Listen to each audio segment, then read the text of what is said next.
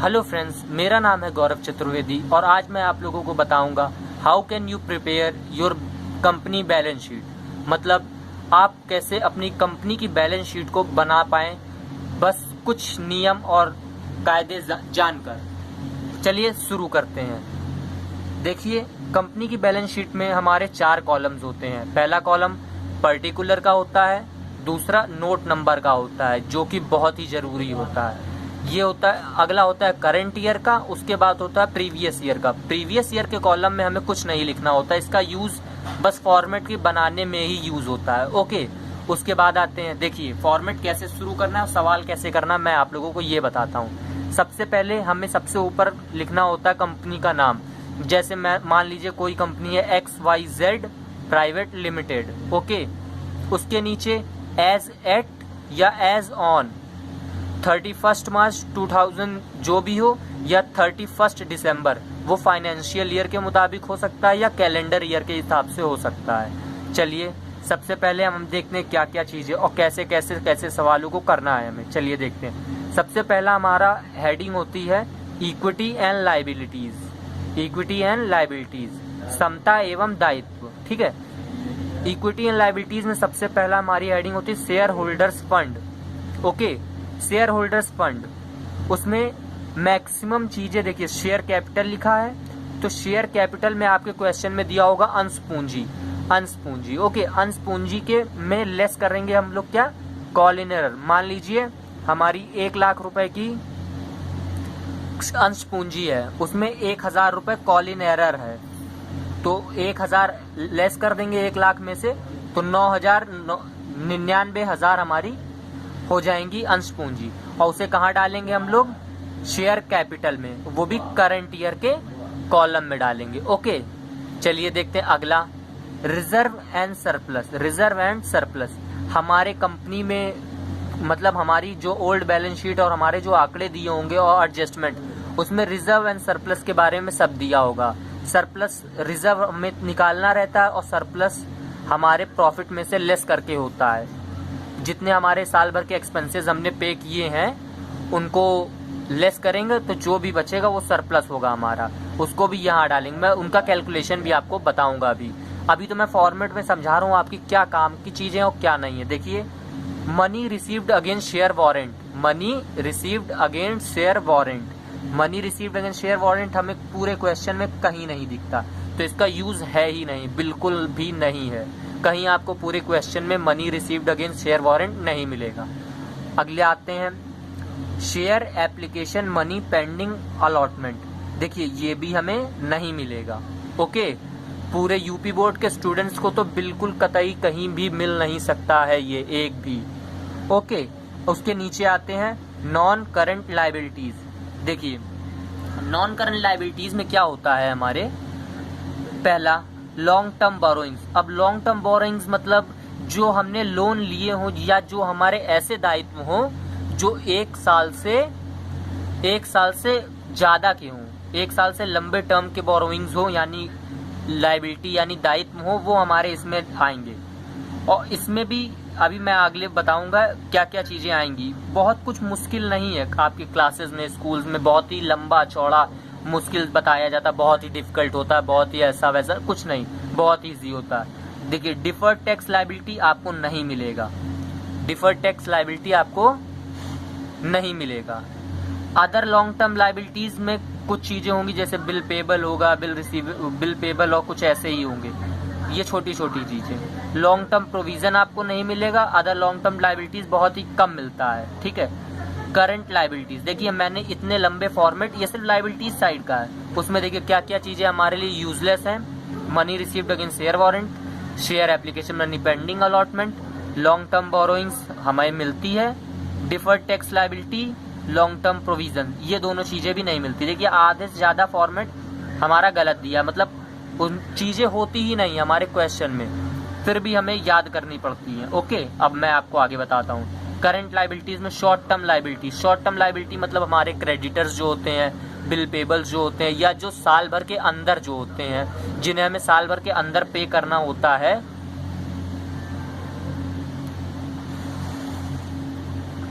Short term borrowings, short term borrowings वो होती हैं जो हमें साल भर के अंदर जिनको पे करना होता है। ऐसी लायबिलिटीज जिनका पेमेंट हमें विद इन अ ईयर यानी साल के अंत में करना होता है उन्हें शॉर्ट टर्म बोरोइंग्स कहते हैं। जैसे क्रेडिटर्स, बिल पेबल, ओके, और आउटस्टैंडिंग्स, ओके, इन्हें हमें साल भर के अंदर पे करना होता है, इसलिए ये शॉर्ट टर्म बोरोइंग्स आते हैं। Trade payables, other current liabilities और शॉर्ट टर्म प्रोविजंस। देखिए ये सब चीजें आपको दी हुई हैं, मैक्सिमम मिलेंगी कुछ भी नहीं, आपको शॉर्ट टर्म बोरोइंग्स और ट्रेड पेबल्स मिलेंगे।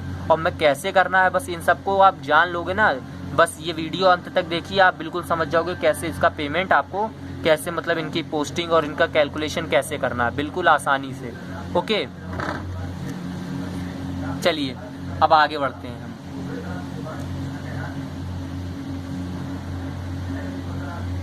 आते हैं असेट्स की ओर, आते हैं असेट्स की ओर। पहला हमारा है फिक्स्ड असेट्स यानी नॉन करंट असेट्स। ऐसी असेट्स जो कि करंट ना हो यानी फिक्स्ड असेट्स जिसे हम कहते हैं, जैसे बिल्डिंग और बिल्डिंग हो गई, मशीनरी हो गई, हमारी फर्नीचर हो गया, टूल्स हो गए, ये सब हमारे फिक्स्ड असेट्स होते हैं। ओके, उनमें भी हमें दो कैटेगरीज होती हैं, एक टेंजिएबल और एक इनटेंजिएबल। एक टेंजिएबल और दूसरी इनटेंजिएबल असेट्स। टेंजिएबल असेट्स जो हमारी हमें दिखती हों, जैसे बिल्डिंग हो गया, फर्नीचर हो गया, हमें दिखता है, तो ये फिक्स्ड असेट्स हैं।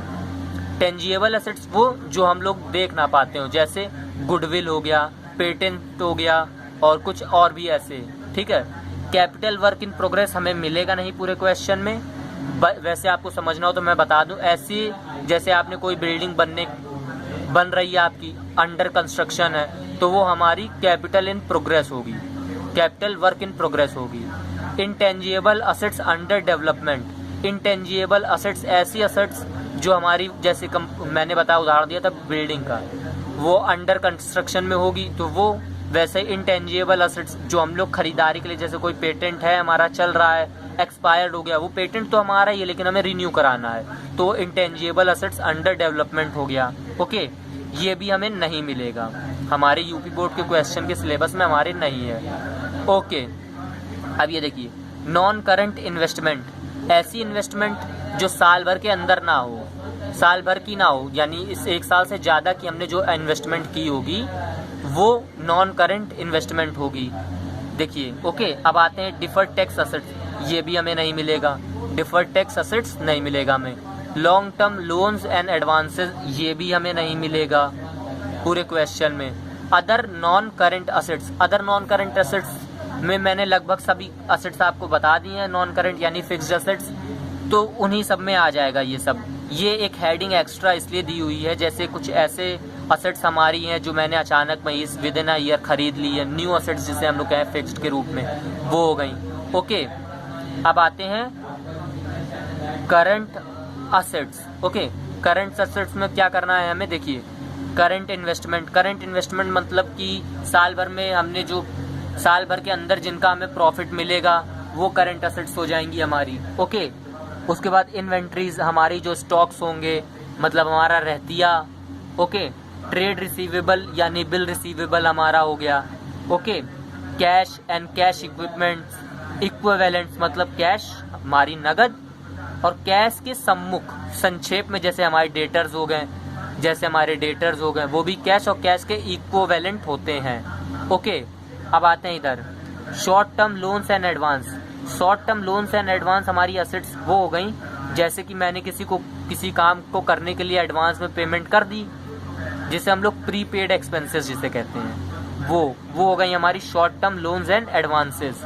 Short term loans and advances उन्हें कहते हैं हम लोग। ओके, अदर करंट असेट्स में छोटी मोटी असेट्स जो हमारी क्वेश्चन में बच गई हों उन्हें अदर करंट असेट्स बोलते हैं। ओके, हमें शॉर्ट टर्म लोन्स भी नहीं मिलने वाले हैं। ओके, देखिए कितनी सारी चीज़ें हमारी ऐसी हैं जिनका यूज़ हमें पूरे क्वेश्चन में करने को ही नहीं मिलेगा। क्यों? क्योंकि हमारी क्वेश्चन में ही ये सब चीज़ें नहीं हैं। ओके, और अगर आप लोग चाहो तो इसे नोट कर सकते हो, वीडियो पॉज करके आप लोग नोट कर सकते हो फॉर्मेट को। वैसे मैं अगला फॉर्मेट जो आपको मतलब इसका बैलेंस शीट का जो बिल्कुल इजी फॉर्मेट है वो अगला दिखाता हूँ आप लोगों को, आप लोग समझ जाओगे कि कितना आसान है ये करना। अभी मैंने मैंने अभी आप लोगों को 2 पेजेस में एक पेज का सिर्फ लायबिलिटीज और एक पेज का सिर्फ असेट्स का मैंने दिखाया था फॉर्मेट। अब देखिए कितना जरा सा है, फालतू की चीज़ें हटाने के बाद, मतलब जो ऐसी चीज़ें जिनका हमें यूज़ नहीं है उन्हें हटाने के बाद बिल्कुल एक पेज का फॉर्मेट हमारा रह गया है। देखेंगे आप तो बिल्कुल बस एक पेज का, यहाँ से सवाल का फॉर्मेट चालू है और इसी पेज में हमारा फिनिश। ओके, बस ये छोटा सा फॉर्मेट है, आप लोगों को बस इतना समझना कैसे करना है। तो सबसे पहले share holders fund, share holders fund okay, उसमें ए पॉइंट शेयर कैपिटल हमारे क्वेश्चन में दिया होगा। शेयर कैपिटल मान लीजिए हमारी 1 लाख है, उसमें से लेस क्या करना है, कॉल इन एरर यानी अशोध ऋण, अशोध ऋण ओके, कॉल इन एरर। तो 1 लाख की हमारी अंश पूंजी है, उसमें से अशोध ऋण हमारा 1000 रुपये, तो 99,000 रुपये कैपिटल के रूप में करंट ईयर में हम पोस्ट कर देंगे। रिजर्व, अब जैसे रिजर्व हमारे, रिजर्व में क्या क्या आएगा देखिए, old reserve plus new reserve okay, old reserve plus new reserve. देखिए कैसे इसकी कैलकुलेशन कैसे करनी मैं आप लोगों को अभी बताता हूँ। ओके, एक सेकंड रुकिए, मैं आप लोगों को बताता हूँ। इधर आइए, देखिए अब जैसे हमारी क्वेश्चन में दिया हुआ था, मतलब फॉर्मेट के अंदर, कि हमारी ओल्ड रिजर्व 10,000 रुपये है, हमें क्रिएट करनी है न्यू रिजर्व 1,000 रुपये की। ठीक है, तो कितने की हो जाएगी टोटल हमारी रिजर्व, 11,000 रुपये की रिजर्व हो जाएगी। ओके, अब देखिए इसमें क्या चीजें, ओल्ड रिजर्व ये रहा हमारा, न्यू रिजर्व ये रहा हमारा, टोटल रिजर्व हमारी 11,000 रुपये की टोटल रिजर्व हो गई। टोटल रिजर्व हमारी कितने की होगी, 11,000 रुपये की। ओके, कैलकुलेशन में बिल्कुल शॉर्ट में बताता हूँ। ओके, अब हमें क्या लेस करना हो क्या ऐड करना, थोड़ा ध्यान से समझिएगा। हमारा 1,000, अब इसमें एक और तरीका है, उसमें बताया जाता, कहा जाता है कि देखिए new profit, new profit, old profit दोनों को ऐड करना है। जैसे हमने न्यू रिजर्व को ओल्ड रिजर्व को ऐड किया था, वैसे ही देखिए न्यू प्रॉफिट मान लीजिए हमारा 10,000 है, ओल्ड प्रॉफिट हमारा 5,000 था, टोटल कितना है 15,000 है 15,000 रुपये ये है। और हमने जितने भी रिजर्व क्रिएट करते हैं वो प्रॉफिट में से रिजर्व क्रिएट करते हैं, तो यानी न्यू रिजर्व हमने यहाँ कितने का क्रिएट किया, 1,000 रुपये का, 1,000 का न्यू रिजर्व क्रिएट किया। किस में से किया होगा हमने अपने टोटल प्रॉफिट में से, टोटल प्रॉफिट में से हमने क्रिएट किया होगा, टोटल प्रॉफिट में से क्रिएट किया होगा। टोटल प्रॉफिट में से क्रिएट किया कितना, 1,000 रुपये, तो इसमें से 1,000 लेस कीजिए आप।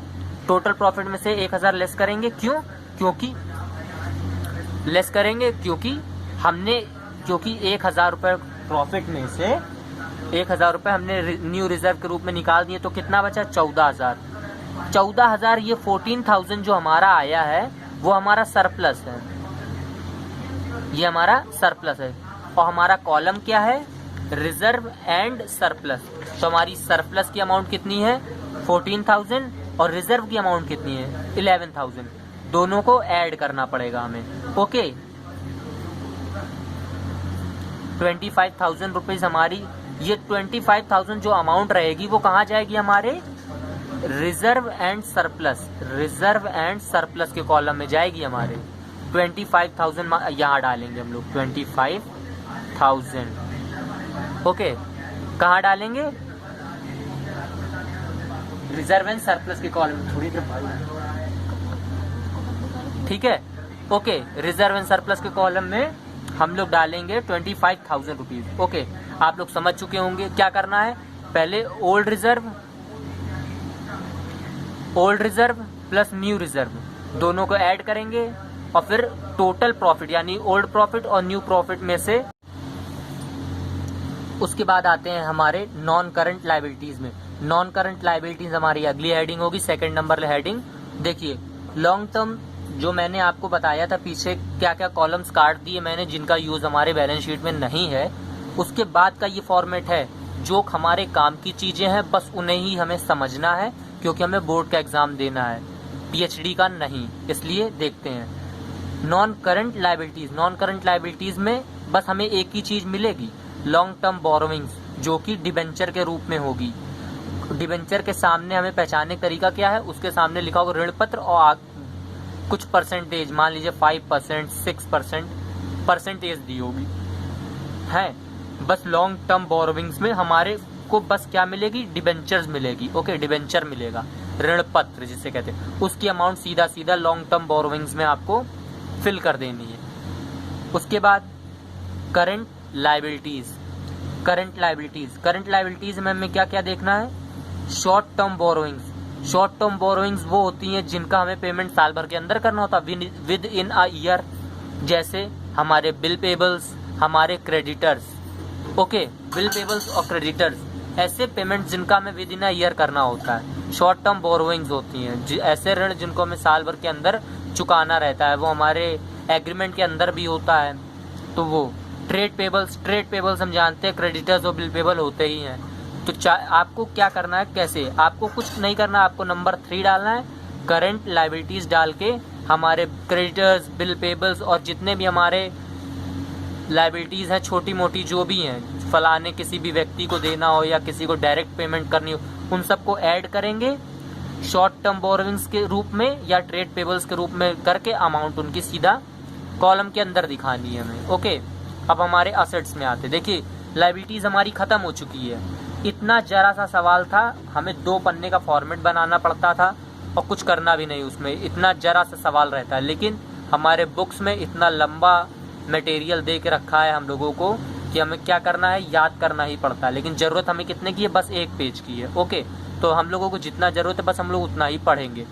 आगे देखते हैं हमारे assets, second number column assets.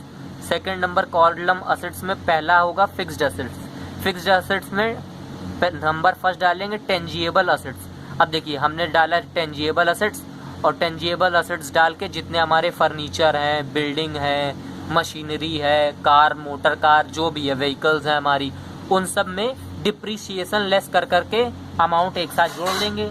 देखिए कैसे, मैं आपको बताता हूँ। ये हमारा पुराना फॉर्मेट है। अब असेट्स वाला लेते हैं हम।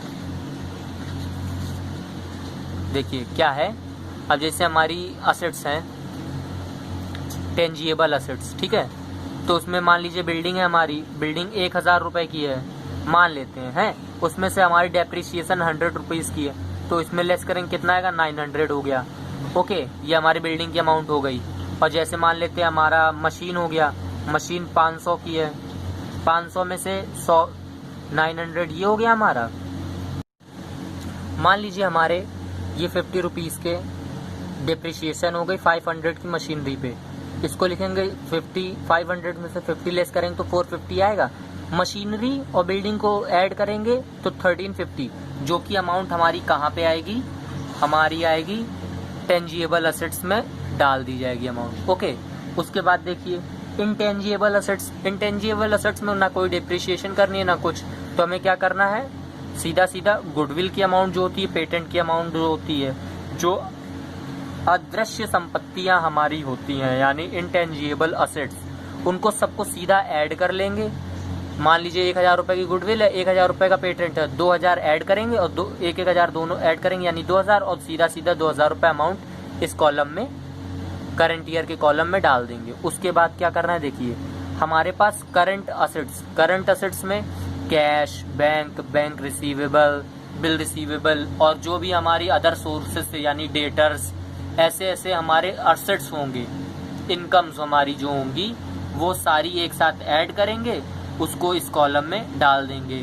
फिर क्या करेंगे, लायबिलिटीज साइड का टोटल करेंगे, असेट साइड का टोटल करेंगे, दोनों हमारा सेम आ जाएगा, हमारी बैलेंस शीट कंप्लीट हो जाएगी। हमें यहाँ पे साइड में टोटल लिखना पड़ेगा बस। ओके, यहाँ पे। Thanks for watching my YouTube channel King of Accounts. अगर कोई डाउट हो आपको तो मुझे आप बता दीजिएगा कमेंट सेक्शन में, मैं इसका प्रॉपर एक सवाल लेके आपके लिए आऊँगा जल्दी अगली वीडियो में। Okay, thanks for watching my YouTube channel King of Accounts. अगर आपको वीडियो पसंद आई हो तो please like, share and subscribe to my YouTube channel King of Accounts. Thanks for watching.